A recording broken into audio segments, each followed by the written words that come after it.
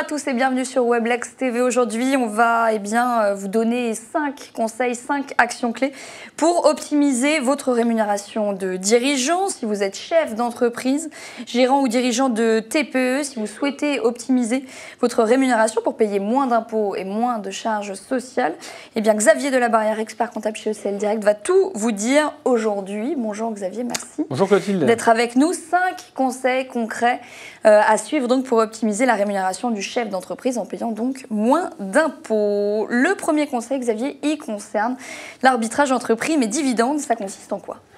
Alors, quand on gère une entreprise et que l'activité dégage des bénéfices, en fin d'année, l'entrepreneur, en général, veut sortir ses bénéfices et les sortir de l'entreprise. Et la question se pose de savoir quel canal de prélèvement il doit utiliser. Distribution de dividendes ou versement de primes. Et du coup, quelle est sa réponse ? Alors, la réponse pour optimiser la fiscalité du dirigeant, en général, il est préférable de privilégier la rémunération jusqu'à 90 000 euros de rémunération annuelle et ensuite de se verser des dividendes. Mais attention, depuis 2013, il y a eu un changement dans la réglementation fiscale qui assujettit à cotisation sociale les dividendes.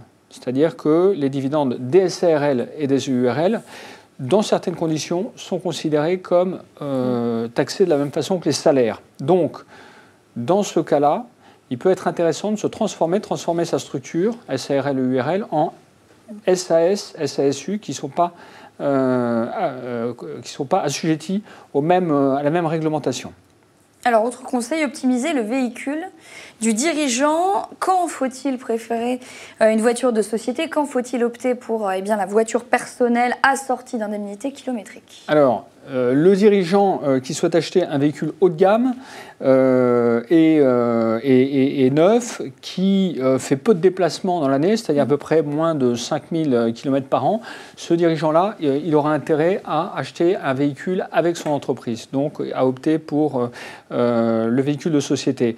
Ceux qui souhaitent acquérir des véhicules d'occasion, ou de faible valeur et qui font beaucoup de déplacements professionnels dans l'année, ceux-là, par contre, ils auront intérêt à garder leur véhicule ou à acheter le véhicule à titre personnel et à se verser des indemnités kilométriques. Alors, troisième conseil que vous donnez chez ECL Direct, Xavier Delabarrière, il faut souscrire à une retraite facultative Madelin.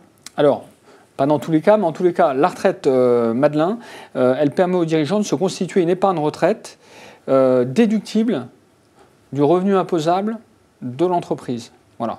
Donc c'est la mise en place d'un contrat Madelin, elle est intéressante si le dirigeant est fortement imposé et si son espérance de vie est plutôt longue, donc s'il est plutôt jeune et qu'il gagne beaucoup d'argent. Parce que en fait, le capital qu'il va épargner via son contrat Madelin, ce capital qu'il ne pourra pas récupérer sous forme en une seule fois au moment de la retraite, lui sera versé sous forme de rente, qui correspondra entre 4 et 6% de tout le capital qu'il aura épargné. Voilà. Alors, quatrième conseil, mettre en place un contrat d'intéressement. Je croyais que l'intéressement, c'était pour les salariés et pas pour les dirigeants. Mais alors, depuis 2005, les dirigeants peuvent bénéficier des plans d'intéressement qui sont mis en place en général, en effet, pour les salariés. Plan d'intéressement qui permet de verser des compléments de rémunération exonérés de charges sociales et sous certaines conditions aussi d'impôt sur le revenu. J'en parlerai juste après. Pour mettre en place un plan d'intéressement dans une petite entreprise, il faut qu'il y ait au moins un salarié. Il faut que le contrat d'intéressement soit mis en place au moins 6 mois avant la date de clôture de l'exercice qu'il concernera. Il faut que la prime d'intéressement ne déplace pas un certain plafond, on va dire pour faire simple, 20 000 euros en 2017.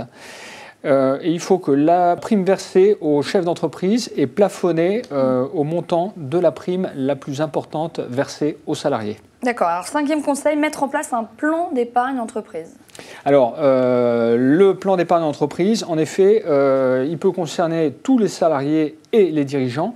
Il leur permet de se constituer une épargne dont les revenus ne sont pas imposables. Donc l'entreprise peut l'y aider en versant un complément qu'on appelle abondement. La part versée par l'entreprise est déductible de son bénéfice imposable et n'est pas soumise évidemment à cotisation sociale, dans certaines limites bien évidemment. Et l'épargne est bloquée pendant 5 ans. Et il existe 11 cas de déblocage anticipé, mariage, divorce, déménagement, rupture du contrat, acquisition de résidence principale, etc. Voilà, donc le plan d'épargne entreprise, c'est un excellent complément d'ailleurs au plan d'intéressement dont on a parlé juste avant, puisque si le salarié verse sa prime d'intéressement dans le plan d'épargne entreprise, eh bien, elle ne sera pas du tout imposée. Merci pour ces 5 conseils, Xavier Delabarrière. On se retrouve très vite sur Weblex TV.